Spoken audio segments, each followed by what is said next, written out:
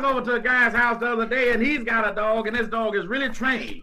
Paper boy came and threw the paper on the porch, and the dog went out and picked the paper up and brought it back and give it to his master. I said, man, you sure got a crazy dog. How'd you train him like that? He said, you ain't seen nothing yet. He put his hand in his pocket and taken $2 out of his pocket and put the $2 in the dog's mouth. Said, now go on down to the store, get something good to eat and bring it back home. The dog went down there and he was gone about 4 or 5 hours. Fella got worried and went down there looking for his dog and found his dog in the alley with a girl dog. Sitting there just making love, hugging and kissing. The fella walked up there and said, well, Rover, you never done this before. Rover said, you never gave me the money. You know, a lot of comics, they come on and they look at their watch. But I never do nothing like that. I usually smoke a cigarette, and that way I can tell how long when I'm on. I never like to stay on no more than about 10 minutes. But I hustled a cigarette down in Tijuana, and I was on for 4 days.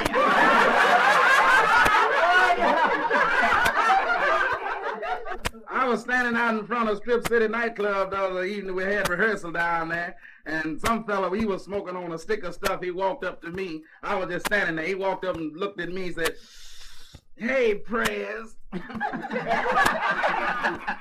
What is that up there, the sun or the moon? I said, I don't know, Dad. I don't live around here.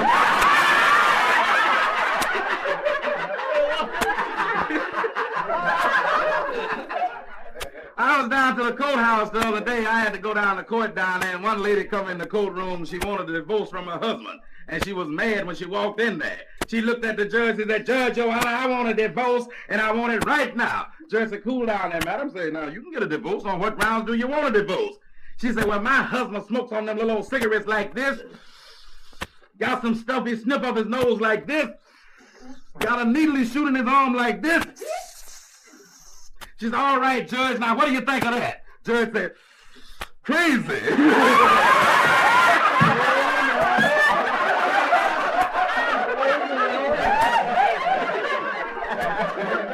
Hey, Skillet, I'd like to give you a sample of Texas hospitality. Texas hospitality? Yeah.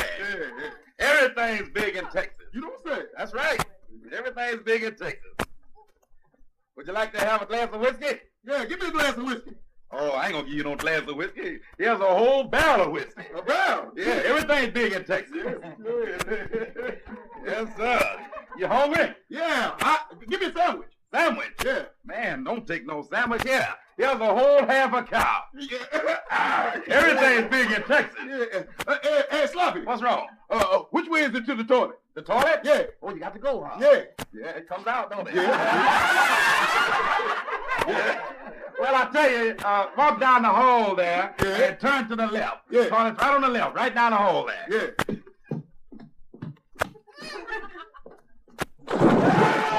What's wrong? What's the matter?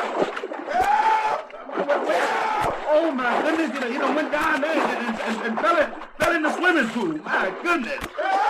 Well, wait a minute. I'll jump in and save you. Hurry up! I don't want nobody to touch this thing.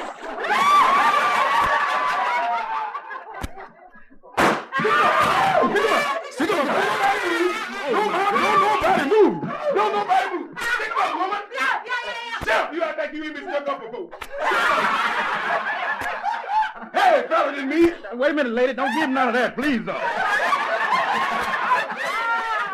You got so much mouth, you stick him up. Yes, sir. Yes, but I ain't got nothing. Shut up. Yes, sir. Do you know I cut them ass off and eat them for cauliflower? Oh, please don't. Shut up. Yes, I pluck them eyes out and eat them for grapes. you're hungry. Shut up, I said. I cut that nose off and eat them for pickles. No, sir. Shut up. I cut them lips off and eat them for liver. No. Yes, I'll eat them ears. No. Yes, I'll eat them eyes. No. Yes, I'll eat them nose. No. Yes, I'll eat them lips. No. All right, now what you got to say about that? Well, you don't want a banana, do you?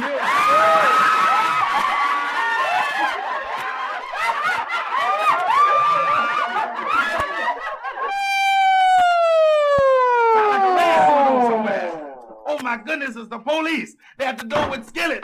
Skillet, my goodness. Skillet, what you done with them handcuffs on like that? What's wrong? Well, they just brought me by to see you before I left. Brought you by the sleeping. Yeah. Oh, my goodness. What's wrong, Skillet? What'd you do this time? Well, you see, I shot my mother-in-law. You shot your mother-in-law. Yeah, my mother-in-law.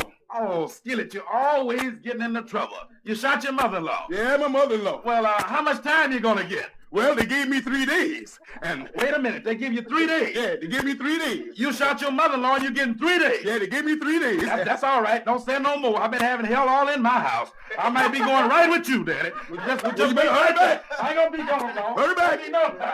Hurry back. Shut up and die. Skillet, I'm ready to go with you now, Daddy. What you really did? I just went shot my mother-in-law. And I'm ready for my 3 days now, Daddy. But wait. What is it? You didn't let me finish telling. What was that? After 3 days, they gonna hang me.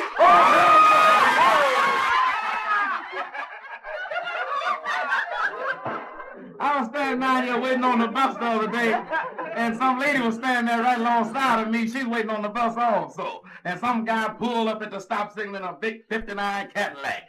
And this lady looked in that Cadillac. She said, "Ooh, mister, that sure is a crazy Cadillac." She said, "What's that thing right there?" He said, "That's a television." She said, "Ooh, that's nice." She said, "Well, what's that thing right there?" He said, "That's air conditioned."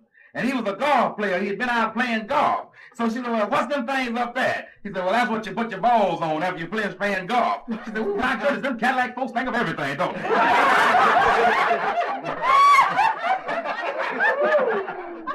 It's all this here, this rejoicing like this here takes me back to the time when I was in the service.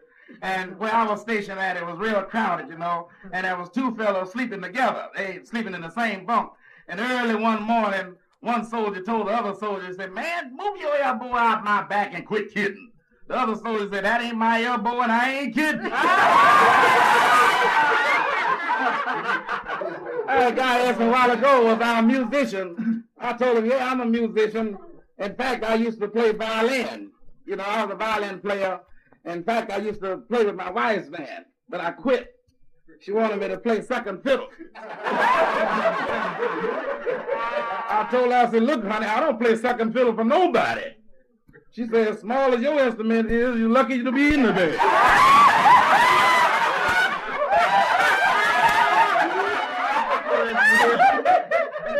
I went to a dance the other night, I went to a big dance. Count Basie was giving a big dance, and I went down there. And when I first walked in there, one of the cute little girls was standing there talking to Count Basie.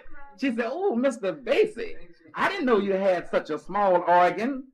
He said, "I didn't either till I had to play such a large auditorium."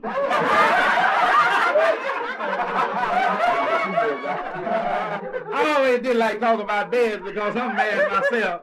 And I was home with my old lady the other morning, and I reached over and I felt for her, and she had been got out the bed. She was in the kitchen fixing breakfast. And, I didn't have my mind on no breakfast. And so I didn't want to disturb her. I thought I'd give her a surprise. So I wrote a note, and I sent it in there by my little boy. And the note read, "The tent pole is up, the canvas is spread. The hell with breakfast, come back to bed." But she gave me a hell of a surprise because she sent me a note back by my little boy. And the note read, "Take down the tent pole, put the canvas away. The monkey had a hemorrhage, ain't nothing happening today."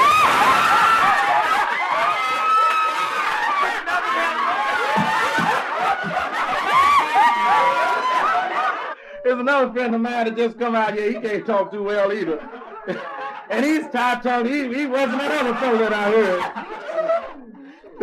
He went over to a girl's house the other day. I already told him, I said, "When you go out, be careful because this is a big city, this Los Angeles. It's big and wide." I said, "So be careful when you go out." And he went by a girl's house. He was lost, so he thought he'd try to find out some information. He knocked on a door, and the woman came to the door. It was early in the morning, about 7 o'clock. She didn't have on nothing but a thin negligee. And when she opened that door, that boy was looking at her. He was looking right straight through that negligee. And you could see that she didn't have on she didn't have on nothing but that negligee, I'm telling you. And this cat almost got paralyzed. He couldn't hardly say nothing at all then. So the woman got disgusted. She threw her hands on her hips. She said, "Well, young man, what do you want?" He said, I want a few matches." The lady turned around. She went and got him some matches. She brought them back. She gave them to him. And he was still looking through that gown at her beautiful body. And she started to walk away. He said, wait a minute. I bet you thought I was going to say I wanted a full box, didn't you? My little boy the other day, I asked him, I said, son, I said, you got a birthday now. I say, what do you want me to get you for your birthday? He said, Daddy, I want a watch. So we gonna let him.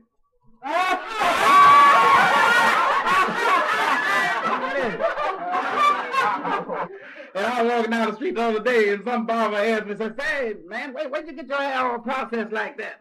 I said, "Well, just go down the street right down there on 27th and Western down there. There's a barber in there named Bob Peters. Just go in there and ask for him. He's right inside the bar there."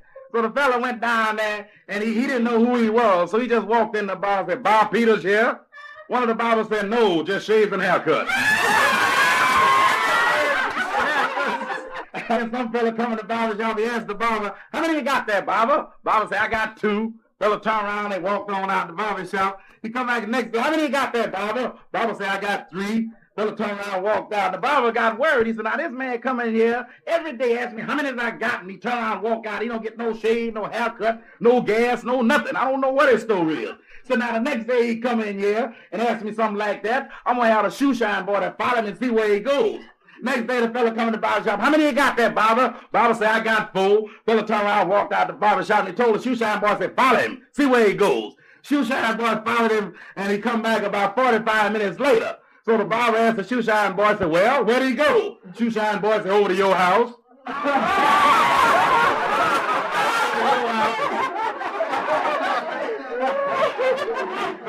I know one time when I was in Texas when I was out there horseback riding. I got to go horseback riding, and some cowboy, he was out there riding also. And while he was riding his horse, a big snake reared up in front of the horse, and the horse got scared and started bucking and everything, and the cowboy pulled his pistol and drew back and started to shoot the snake. And the snake said, "Don't shoot, please don't shoot, I'm not going to harm you, I'm a genie. If you don't kill me, I'll give you 3 wishes. The cowboy said, "Well, I ain't got nothing to lose then, I'll take them 3 wishes. So the cowboy said, "Well, for my first wish, I wish I had the face of Tony Curtis. And said, for my second wish, I wish I had the muscles of Rocky Marciano. And said, for my third wish, I wish I was equipped like my horse." Snake said, "Well, all right, you'll be granted those wishes. So when you go home tomorrow, you get up, you'll be granted those wishes." Fella went home and he woke up the next morning, he got up, he looked in the mirror, he had the face of Tony Curtis. He looked at his muscles, he had the muscles of Rocky Marciano. He looked down, he said, "My God, I forgot I was riding Susie the other day."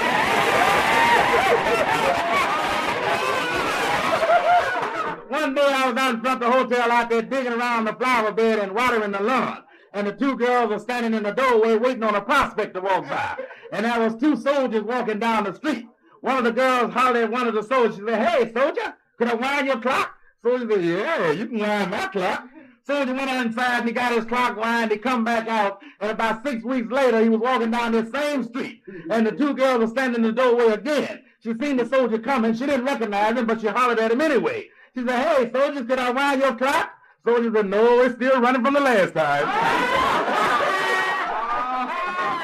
We have a couple in here that's celebrating the 25th anniversary, and they don't have any kids, no children at all, and I've been knowing them for quite a long time. The 25th anniversary with no kids, and I'd like to give them some advice. Young man, when you go home tonight, have your wife to take a real nice hot steaming bath. Have her to cologne her body down all over. Then have her to go over and turn the covers back on the bed. Then have her to put on a nice thin negligee. Then have her to turn the lights down real low. Then have her to get in the bed. And then send for me. I picked up this old girl another day. I went to my house another day, and, we rolled around and everything. We ended up down here in Tijuana. Yeah, we went down there drinking and everything. And when I was on my way back to Los Angeles, I parked my car out of a big park out there, and we sat there and we smooched, played the radio so long till the battery went down. When I tried to start the car wouldn't move at all. I said, "Baby, the battery's dead. I can't start the car." She said, "Well, what are we going to do?" I said, "Well, I tell you what, honey, if you help me push the car up the hill, I can let it close down the hill, and that way I can get it started." And she was willing. She got out, she helped me push. She was pushing, I was pushing, she was pushing, and I was pushing, and while we were pushing, somebody stole the damn car.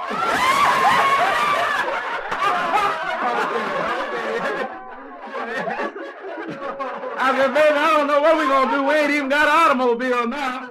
I said, let's take a shortcut and go through that park right there. She said, man, I ain't going through that park. Hell, it's dark in that park. I said, girl, don't be scared. Give me your hand. I'll walk you through the park. She gave me her hand. We was walking through the park. It was dark in the park. We was walking through the park. It was dark in the park. I stepped on some man's back. Some lady thanked me.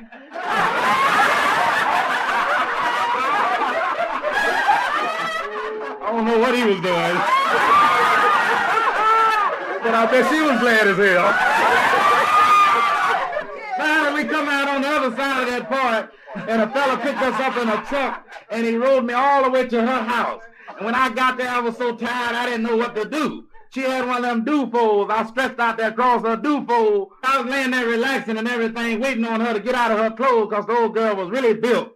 She was nicely built, because she, full all in the chest and curved in around the waistline, and she had a whole lot of, ask anybody when she built, though. No Oh, she was stuck out all over. I'll tell you the truth. That girl was something else. And I laid right there. I wasn't going nowhere. I played like I was asleep, but I wasn't going to leave that woman. She looking too good. And I peeped out the corner of my eyes, taking off all her clothes. She didn't have on nothing but a thin negligee. And she was standing up there in front of the dresser. And she unscrewed her long hair and throwed it up on the dresser. Then she unscrewed something from along around her chest and throwed that up on the dresser. Then she unscrewed one of her big pretty eyeballs and throwed it up on the dresser. Then she stood up there and looked at me. I said, hell, you know what I want. Unscrew and throw it on over here.